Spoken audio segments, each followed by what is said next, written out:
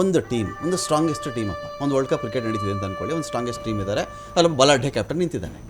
ಈ ಕಡೆ ಟೀಮ್ಗಳು ಬಂದಾಗ ಒಂದು 15 ರಾಜ್ಯದಿಂದ ಇಬ್ಬಿಬ್ಬರು ಪ್ಲೇಯರ್ ಎತ್ಕೊಂಡ್ಬಂದ್ರಿ ನೀವು, ಇವರಿದ್ದಾರೆ ಅಂತ ಒಂದು ಟೀಮ್ ಮಾಡ್ಕೊಂಡ್ರಿ, ಸಂತೋಷ. ಎಲ್ಲ ಸ್ಟ್ರಾಂಗ್ ಪ್ಲೇಯರ್ ಅಂತ ಅಂದ್ಕೊಳ್ಳಿ ನಿಮ್ಮ ಪ್ರಕಾರ, ಅಥವಾ ಆ ರಾಜ್ಯಗಳು ಸ್ಟ್ರಾಂಗ್ ಇರಬಹುದು. ನಾನು ಹೇಳೋದು ಅವರಲ್ಲಿ ಇವರು ಕ್ಯಾಪ್ಟನ್ನು, ಇವರು ಸಮರ್ಥ ಲೀಡರ್ಶಿಪ್ಪು, ಇದನ್ನು ನೀವು ಅನೌನ್ಸ್ ಮಾಡಿದ್ರ ಅಂತ ಕೇಳೋದು. ಆ ಕ್ಯಾಪ್ಟನ್ಶಿಪ್ ಅನೌನ್ಸ್ ಮಾಡಲಿಲ್ಲ ನೀವು. ರಾಜತಾಂತ್ರಿಕ ವ್ಯವಸ್ಥೆ ಮತ್ತು ಪ್ರಜಾತಾಂತ್ರಿಕ ವ್ಯವಸ್ಥೆ ಹೇಗೆ? ಮಲ್ಲಿಕಾರ್ಜುನ್ ಖರ್ಗೆ ಅವರು ಆ ಪಾರ್ಟಿಗೆ ಲೀಡರ್, ಈ ದೇಶದ ಅಧ್ಯಕ್ಷರು. ಹೌದು, ಈ ದೇಶದ ಪ್ರಜಾಪ್ರಭುತ್ವ ವ್ಯವಸ್ಥೆಯನ್ನು ನೀವು ಬುಡಮೇಲು ಮಾಡಿ ಹೊರಟಿದೆ ಬಿಜೆಪಿ. ಒಬ್ಬ ಏಕೀಕೃತ ವ್ಯಕ್ತಿ, ತಿರುಗಾಡ್ತೀರಿ ನೀವು. ಪ್ರಜಾಪ್ರಭುತ್ವ ವ್ಯವಸ್ಥೆ ಉಳಿಬೇಕು.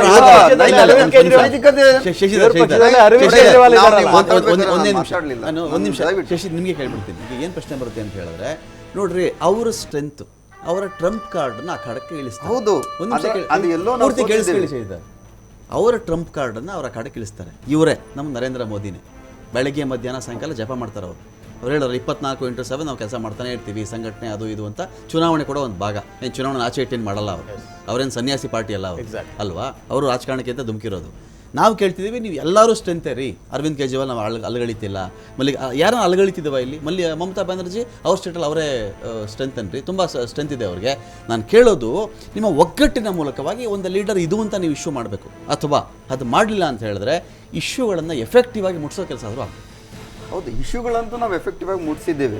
ಈಗ ಏನಾಗಿದೆ, 10 ವರ್ಷದ ಇವರ ಏನು ಸುಳ್ಳಿನ ಹೇಳಿಕೆಗಳು.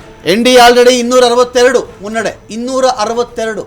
ಇನ್ನು 10 ಮುನ್ನಡೆ ತಗೊಂಡ್ರೆ, ಅಷ್ಟೇ ಮುನ್ನಡೆಯನ್ನು ಕಾಯ್ದುಕೊಂಡು ಬಿಟ್ರೆ ಅವರು ಅಧಿಕಾರ ಮಾಡೋಕ್ಕೆ ಏನು ಪ್ರಾಬ್ಲಮ್ ಇಲ್ಲ ಅಂತ. ನಾವು ಇಶ್ಯೂ ಬೇಸ್ಡ್ ಆಗಿ ಪ್ರತಿಯೊಂದನ್ನು ಎಳೆಯಾಗಿ ಬಿಚ್ಚಿಟ್ಟಿದ್ದೇವೆ. ಈಗ ನಮ್ಮ ಅರವಿಂದ್ ಕೇಜ್ರಿವಾಲ್ ಅವರಂತಹ ಅಯೋಧ್ಯೆಯಲ್ಲಿ ಬಿಜೆಪಿಗೆ ಹಿನ್ನಡೆ. ಅಯೋಧ್ಯೆ ಎಲ್ಲಿ ಬಾಲರಾಮ ಪ್ರತಿಷ್ಠಾಪನೆ ಆಯಿತೋ ಆ ಜಾಗದಲ್ಲೇ ಬಿಜೆಪಿಗೆ ಹಿನ್ನಡೆ. ಹೇಳಿ, ಯಾವ ಪ್ರತಿಷ್ಠಿತವಾದಂತಹ ಅಪೋಸಿಷನ್ ಪಾರ್ಟಿ ನಿಮ್ಗೆ ಯಾರು ಇರ್ತಾರೆ ಅವ್ರನ್ನ ಹತ್ತಿಕ್ಕುವಂಥ ಕೆಲಸಗಳು ಸಾಕಷ್ಟು 3-4 ವರ್ಷಗಳಿಂದ ಮಾಡ್ಕೊಂಡೇ ಬಂದಿದೆ ಬಿಜೆಪಿ.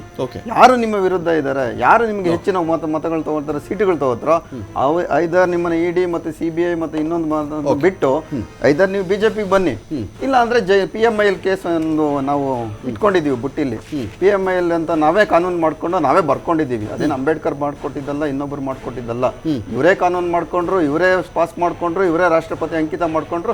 ಯಾರನ್ನ ಎಷ್ಟು ವರ್ಷ ಬೇಕಾದ್ರೂ ಜೈಲಲ್ಲಿ ಇಟ್ಕೊಬಹುದು ಅಂತ ಕಾನೂನು ಮಾಡ್ಕೊಂಡು ಆಪೋಸಿಷನ್ ಎಲ್ಲ ಒಳಗಡೆ ಹಾಕ್ತಾರೆ.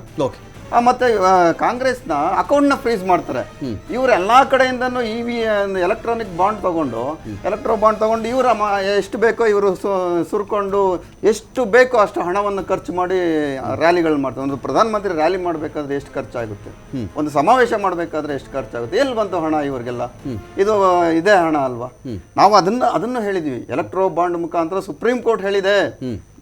ನಾವು ಹೇಳ್ತಾ ಇಲ್ಲ, ನೇರವಾಗಿ ಹೇಳ್ತಾ ಇಲ್ಲ. ಸುಪ್ರೀಂ ಕೋರ್ಟ್ ಇವರು ಮುಚ್ಚಿಟ್ಟಿದ್ದನ್ನ 275 ಲೀಡ್ NDA, 275 ಲೀಡ್ ಯಾವ ಭಾರತೀಯ ಜನತಾ ಪಾರ್ಟಿ ನೇತೃತ್ವದ NDA ಸರ್ಕಾರ ಮುಚ್ಚಿಟ್ಟಿತ್ತು, ನಾವು ಅದನ್ನು ಫೈಟ್ ಮಾಡಿ ಸುಪ್ರೀಂ ಕೋರ್ಟ್ಗೆ ಹೋಗಿ ಸುಪ್ರೀಂ ಕೋರ್ಟ್ ಇಂದ ಹೇಳಿಸಿದ್ದೀವಿ.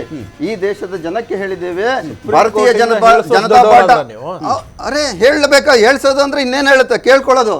ಹೇಳೋದಂದ್ರೆ ಕೇಳ್ಕೊಂತೀವಿ, ಅವ್ರು ಹೇಳ್ತಾರೆ. ಅದನ್ನ ಹೇಳೋದು ನೀವು ಹೇಳಿಸಲ್ವ? ಹಾಗಾದ್ರೆ ಅದನ್ನೇ ಅವನೊಂದು ತೀರ್ಪು ಕೊಟ್ಟಿದೆ. ನೀವು SBI ಮುಖಾಂತರ ನೀವು ಹೇಳಿ, ನೀವು ಆ ಥರ ಮುಚ್ಚಿಡೋ ಹಾಗಿಲ್ಲ, ನೀವು ಅದನ್ನು ಮುಚ್ಚಿಡಬಾರ್ದು ಅಂತ ಹೇಳಿ ಅದನ್ನು ತೀರ್ಪು ಕೊಟ್ಟಾಗ ಎಲ್ಲರಿಗೂ ಗೊತ್ತಾಯ್ತು ಅದೇ ವಿಶ್ವದ ಅತಿ ದೊಡ್ಡ ಹಗರಣ. ಇವತ್ತು ಸಹ ಅದು ದೊಡ್ಡ ಹಗರಣ. ಕೋವ್ಯಾಕ್ಸಿನ್ ಅಂತ ಕಂಪನಿ ಇದ್ರೆ 550 ಕೋಟಿ. ಕೇರಳದಲ್ಲಿ ಬಿಜೆಪಿ 7ರಲ್ಲಿ ಲೀಡ್, ಕೇರಳದಲ್ಲಿ ಬಿಜೆಪಿ 7ರಲ್ಲಿ ಲೀಡ್, LDF 1. ಯಾವುದೇ ಪ್ರಾಫಿಟ್ ಇಲ್ಲದಂತ ಕಂಪನಿಗಳು, 300 ಕೋಟಿ ವಹಿವಾಟ ಮಾಡಿರ್ತಕ್ಕಂಥ ಕಂಪನಿಗಳು ಸಾವಿರಾರು ಕೋಟಿ ದೇಣಿಗೆ ಕೊಡುತ್ತೆ. ಅವ್ರಿಗೆ ಎಲ್ಲಿಂದ ಹಣ ಬಂತು? ಇವರು ನೀಡಿಗೆ ಹಾಕ್ಬೇಕಾಗಿತ್ತು. ಇಲ್ಲೇ ಮಾತಾಡ್ಕೊಂಡು ಮುಗಿಸ್ಕೋಬೇಡಿ ಶಶಿಧರ್, ಇದನ್ನ ಎಲೆಕ್ಷನ್ ಅಲ್ಲಿ ಮಾಡಿದ್ರಲ್ವ ಅಷ್ಟೇ ನಮ್ಮ ಪ್ರಶ್ನೆ. ಮಾಡಿದ್ದೇವೆ. ನೀವು ಇಲ್ಲಿ ಒಂದು ನಿಮಿಷ ಕೇಳಿಸ್ಕೊಳ್ಳಿ. ನೀವು ರತನ್ ಎಷ್ಟು ಕಿತ್ತಾಡ್ಕೊಂಡ್ರು ಕೂಡ EVM ಅಲ್ಲಿ ಒಂದೇ ಒಂದು ಓಟು ನೀವು ಚೇಂಜ್ ಮಾಡಕ್ಕಾಗಲ್ಲ, ನಿಜ ಅಲ್ವಾ? ಒಂದು ಓಟು ಚೇಂಜ್ ಮಾಡಕ್ಕಾಗಲ್ಲ, ಒಂದೇ ಓಟ್ ಚೇಂಜ್. ಇದು ಕಿತ್ತಾಟದ ಡಿಬೇಟ್ ಅಲ್ಲ, ಇದು ವಿಷಯಾಧಾರಿತವಾಗಿ ಏನೇನು ಆಯ್ತು ಅಂತ ನಾನು ಅಷ್ಟೇ ಕೇಳ್ತಾ ಇದ್ದೀನಿ. ಇರ್ಲಿ ಡಿಬೇಟ್ ನಾನು ಮತ್ತೆ ಮುಂದುವರಿಸ್ತೀನಿ. ಒಂದು ಬ್ರೇಕ್ ಆದ್ಮೇಲೆ